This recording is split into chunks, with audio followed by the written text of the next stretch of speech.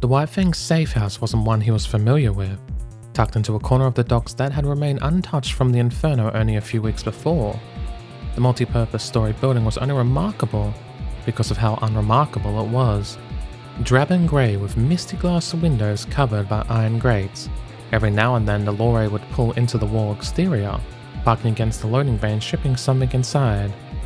The air was thick with fog, a saving grace considering the night-timed vision of the uniformed faunus he could see moving around the complex. Jaune's eyes narrowed as he ducked behind a nearby stack of crates, stifling a quick yawn with the back of his hand. Another long night it seemed, though the threat of danger would keep him awake. There had been too much action and a little too sleep in the past few days, first with the assault on the place where they kept the paladins, then looking after Weiss, and now another mission out in Vale.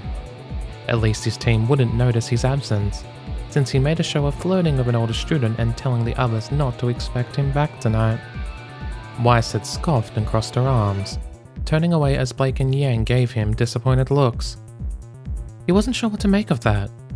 They'd always been quite embarrassed of his habits but never so quite personally confronted before. He shook his head, dismissing such thoughts. Right now there were more important things to consider, namely how he was going to infiltrate and scrap another White Fang hideout. Hopefully that would mean when Blake and he came to investigate, she would see yet another example of the authorities proactively shutting down her old comrades. In an ideal world that would be enough to convince Blake to give up. The world wasn't ideal, however, and Blake was as stubborn as they came, so he'd no doubt have to do it over and over until she got the point. Sorry, Blake, but technically, I only promised to help with the White Fang. She really needed to word her promises better, or listen to the loopholes in his. He supposed he couldn't blame her since the thought of lazy and sleepy Jaune rushing out into Vale to take on a building full of terrorists was, well, it was a little out there. The more you think you know a person. He chuckled and vaulted over the crates, crouching down and stalking alongside the wall. A crack in and it gave him the entrance he needed, it just being wide enough for him to wedge the toes of his boot in and reach up for the top of the wall. It was ringed and barbed with wire, but the metal was rusted and weak, easily snapped and pushed aside as he climbed over. The gates a little further down rattled open again, another unmarked lorry reversing in with muted beeping, a White Fang with a baton waving it back. It docked a second later, two faunus hopping out of the cabin. They moved to the back and helped to carry the wooden crates from the truck into the building. A small thrill of excitement shot through him, an emotion that seemed long buried as he realized just what this safe house of Blake's was. It wasn't somewhere to just hide. It was actually a storage facility for their dust. I'll have to remember this for the next life. Shutting this down could actually hamper them.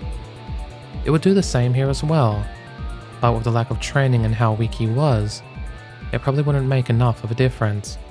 Either way, with the guards distracted, he made his way towards the cabin, easing open the door and slipping inside. No mask or uniform, nor any weapons. With a sigh, he reached down and pulled a lever, disengaging the handbrake. The lorry reeled back, slamming into the wall with a mighty clang that had a few people cry out in shock. It didn't do any damage, at least not to the building. Muttered curses sounded from outside as someone called another person an idiot, and footsteps echoed towards the front of the vehicle. I swear I put the damn handbrake on, the man grumbled, slamming his hands into the entranceway and pulling himself up, only to freeze. Jaune grinned and waved at the shocked faunus. Hey there. The man opened his mouth to shout, but Jaune shrugged first, driving his foot up and under his chin, shutting his mouth with a loud click and also smashing his head into the top of the doorway. The White Fang grunt fell like a sack of potatoes, slouching onto the felt seats. He would have slid out but for Jaune grabbing the jacket and pulling him in. I'll take these, he said as he divested the guy of his white jacket, hood and mask. With his already black t-shirt, dark jeans and boots, the white jacket and mask managed to accurately enough complete the uniform. People would notice the subtle differences perhaps, but they would probably write them off as some new initiate not taking it seriously. Where's Rufus? A uniformed faunus growled as he approached. Another stepped forward alongside him, forcing Jaune to stop. Who? Jaune asked, holding his arms wide. "You're not with the shipment? A little late for a guard, isn't it? The neighbors have been getting a little suspicious of all my late night activity." Jaune sighed, waving one hand dramatically. "I had to make this scene of arguing with the missus just to have an excuse to lead. Bad enough the bastards think I'm scum for what I am now. Now they think me and Becca are breaking up. I mean, seriously, can you even— We're on the job." The white fang on the left snapped, giving him an angry glare. "Save your bitching for when you got this under control. Now get inside and help the others. There's plenty of lifting to be done." He had to suppress a laugh as he mumbled, "Sorry," and pushed past the two of them into the warehouse. That was the problem with terrorist cells. They kept their members safe by offering a degree of secrecy. But that also meant each person didn't know who was or wasn't part of their little group. Well, so long as he didn't end up coming across any of the elites. But he figured if Adam was in Vale, he'd know about it by now. The guy was hardly inconspicuous. Their interior was much of what he'd already expected. A honeycomb of stacked boxes and crates with several forklifts lazily drifting around the crowded room. If the people working there had replaced white jackets for high visibility and masks for harness, then it would have looked like any other warehouse operation. This was far worse, however, and as Jaune slipped between two aisles of crates, he watched as two white fang members checked the goods, reaching a hand into a crate of dust and letting the red particles drift between their fingers. There's not enough here for it to be the main base. If Roman or Cinder would even be that stupid. This has to be a satellite one at best. Over the repeats he learned where some of the bases were kept, but never all of them. He began to doubt they even had a main warehouse, but instead had erred on the side of caution and spread the dust out over a bunch of minor ones. Roman was a professional, and with the White Fang working alongside them, they had the manpower to run 20 or 30 different warehouses. Jaune hummed as he touched his hand to the stolen jacket, feeling for the scroll he knew would be hidden inside. With poor old Rufus unconscious in the cab, it was only a matter of time until someone noticed what had happened. "Best be quick about it," he whispered, pulling out the scroll and his own and thumbing his way through the contacts kept on his. As a precaution, Crow's details were under the title of Uncle Ark, something anyone would write off as being unimportant, at least hopefully. He dialed it into the stolen one, stashing his away and taking a deep breath. Crow didn't ask who it was as he answered the call, though the man's eyes did widen a fraction when he saw a hooded White Fang member, blonde hair peeking out from above the mask. "I had a feeling it might be you," he said. "What do you want, friend?" Jaune took a quick breath as he glanced around the warehouse, just to make sure no one was close by. "Just to offer a little help," he said, trying to keep his voice gravelly. He panned the scroll around the area, showing the huntsman on the other end the various stacked boxes. "Is that dust?" Jaune confirmed. He stepped forward to lift the lid of one, showing Crow the fine, blue material stacked in vials inside. "The warehouse is filled with dust." "Shit," the man cursed. "I take it you want me to track your scroll again?" Jaune nodded, and made to place it atop a nearby crate. Wait. Who are you? Why are you doing this? If you're using me to do your dirty work, the least you can do is answer a few questions." He would have loved to answer those questions. His hand even hesitated for a moment as he wondered if it would be No. He tried that before. A long time ago. It had just taken a few seconds to remember. "I'm a friend," Jaune simply said, placing it down but leaving the call going. Crow would be able to trace it from that. "That's all I am." Something clicked behind him. "You're no friend of ours, traitor," a masculine voice said before something struck his back and sent him crashing into some nearby crates. Pain roared through his body, a dull ringing in his ears as instincts kicked in and had him rolling behind cover. Something loud and yet muffled impacted the ground beside him, and it wasn't until the pain started to fade that his hearing came back to him. They said you never heard the gun that shot you. It had been a while since he'd taken a bullet. "Thank you, Aura," he grunted, touching his back but letting out a breath when it came out away and not covered in blood.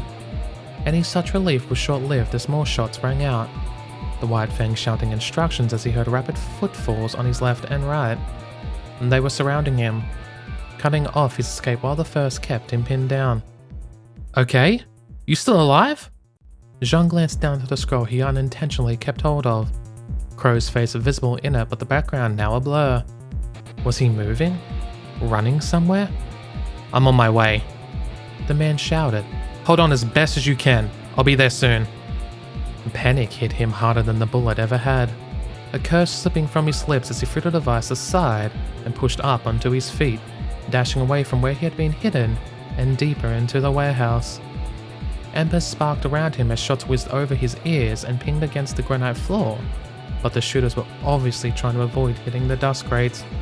That would help keep him alive and gave him plenty of volatile cover to hide behind, but that didn't help with the time limit he now had. Crow was en route, both his savior and doom at the same time. The hunter must have still been in Vale after the last incident, which meant he needed to be out and away from here fast. "Get out of my way," Jaune snarled, crashing into a White Fang member who had dared to try and block his path. The grunt hadn't the time to even raise his weapon before Jaune was upon him, diving a knee into his stomach before twisting and pushing the man back into the oncoming shots.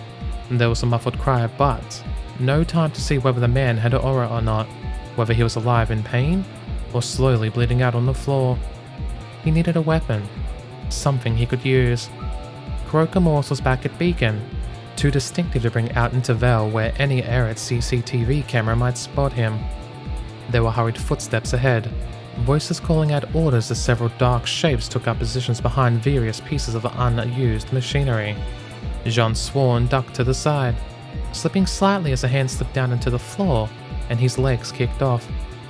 Fire rained down on his last position, but he grunted as he threw himself against the metal door, slamming it open as he fell through and looked around. 2 windows, some filing cabinets and a desk, some unused office long since abandoned. He took hold of the desk, dragging it across the floor with loud scraps of wooden legs as he pushed it against the door. The seconds it could buy might save him, but only if he found another way out.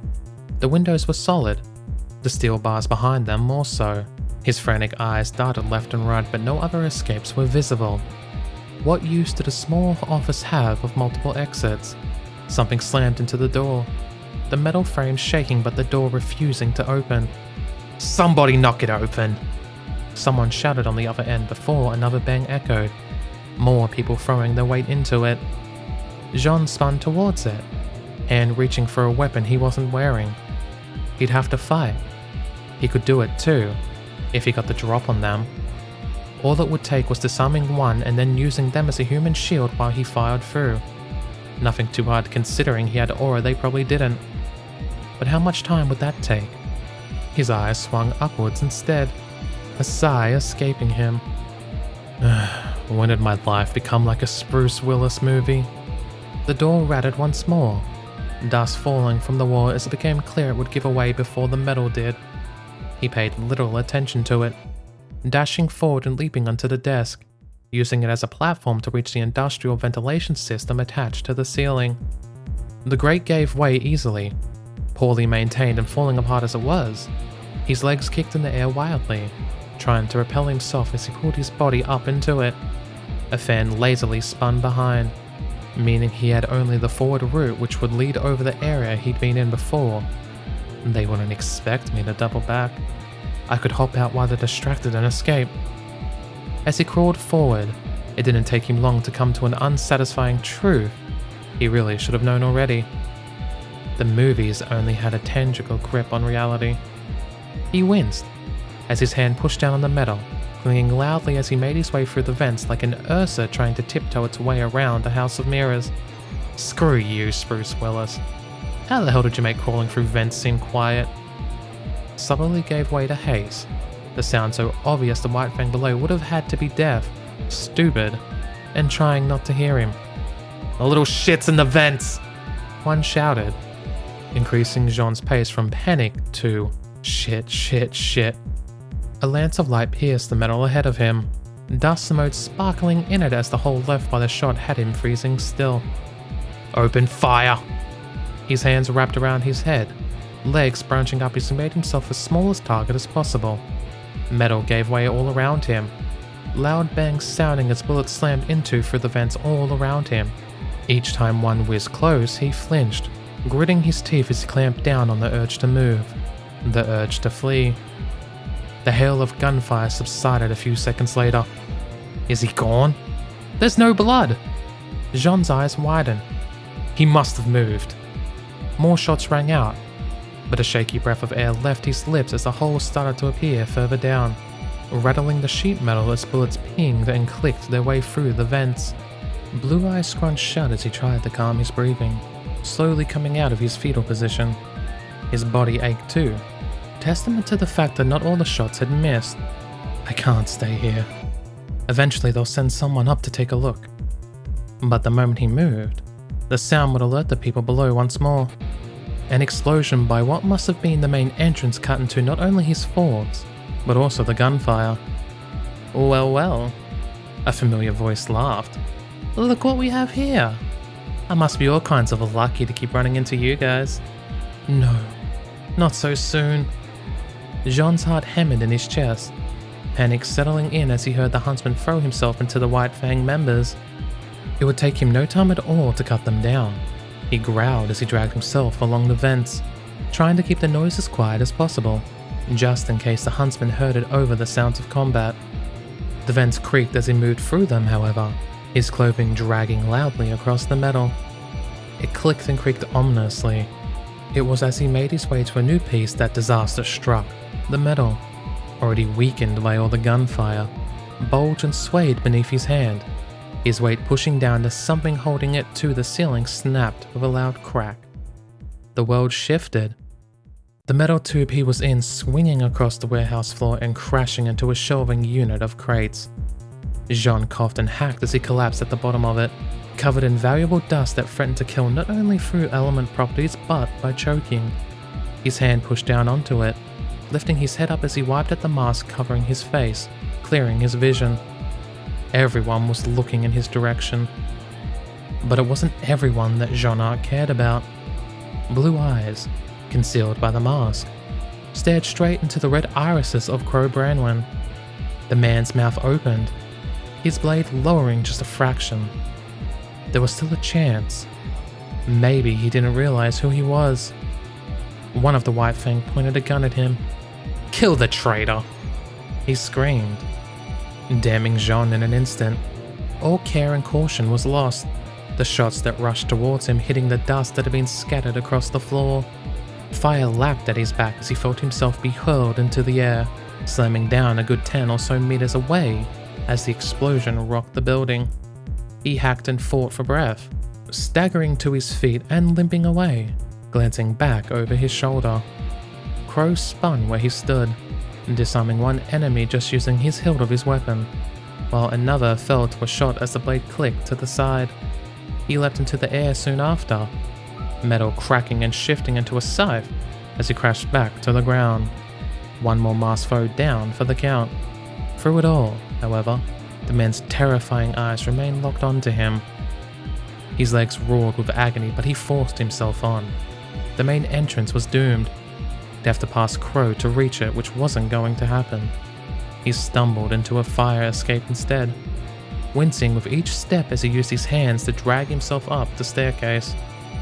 Combat continued to sound below, but by the time Jaune had managed to drag himself to the top, he heard the door at the bottom slam open. "Oi, you! Wait!"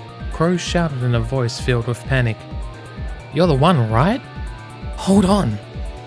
Jaune gasped in equal parts pain and fear as he heard the man dashing up the stairs after him. The door at the top clinged open as he fell against it, dragging himself out and onto the roof. He couldn't stop. The slanted, metal roof was slick under his hand, but he managed to push himself up and limp over to the back. There would be an exterior fire escape too, one he could use to reach the bottom. Jaune reached the side, peering over the edge only to recoil back. Ocean waves lapped against the barrier far below, heralding the point at which the veiled docks began. The door to the rooftop exploded open, Crow stumbling out with a cocky grin. "Haha, there you are. He laughed. You gave me quite the run there. Jaune turned to face him. Your info was on point again. Thanks for that. We'll close this place down, reclaim the dust too. It should push their operations back. The huntsman sheathed his weapon, holding his hand out to show that he was unarmed. The fact didn't make him any less dangerous. In fact, it only made things worse considering how low his aura was after the fighting and the explosion. Now that we've got a chance to talk, how about you tell me why you're doing this? Crow took a step forward. Are you upset with what the White Fang's been doing? Are you even part of them? A quick glance back showed that he was already near the edge of the roof, trapped between oblivion and the very real threat of imprisonment. I'm just a concerned friend, he called back. I get that, I do. You've been good to your word so far. So how about you and I sit down and have a drink, eh? It seems to me we're both after the same thing, so I don't see why we need to have all these secretive little calls. Work with him. Jaune's eyes drifted shut. The thought of it was enough to make him long for it. But life was never that simple. This wasn't the first time he tried to subtly feed information to Osman and his people. It wasn't the first time by a long shot. Sometimes he did it too early and the headmaster didn't believe him, so he tried again the next times, choosing his movements and working to win his trust first. Like all his other plans, he ironed it out, not with clever planning and strategy, but rather he had brute force the issue, trying whatever he could until it eventually worked. Let's work together, eh? Crow offered. Jaune took another step back. He had tried over and over, and he explored every angle. Crow was a good man, the best of men, but he wasn't the only one in their group. Whether it was Ozpin, Ironwood, or something else, working alongside them didn't work out. He would be interrogated, kept aside, allowed to offer information but not participate. Cinder would win. His team would fall and Pyrrha would die alone atop a tower, fading into ash. He took a deep breath, letting it out in one long gasp. Crow seemed to understand what he decided, the conviction perhaps obvious, even with most of his face obscured. The man cursed and dashed forward, arm outstretched. Fuck, wait! Trapped between a huntsman and the deep blue sea, one would result in certain incarceration, the other might kill him. There were no good choices. Jaune held his arms wide and took another step back, closing his eyes as the world shifted beneath him. My man just fucking jumped.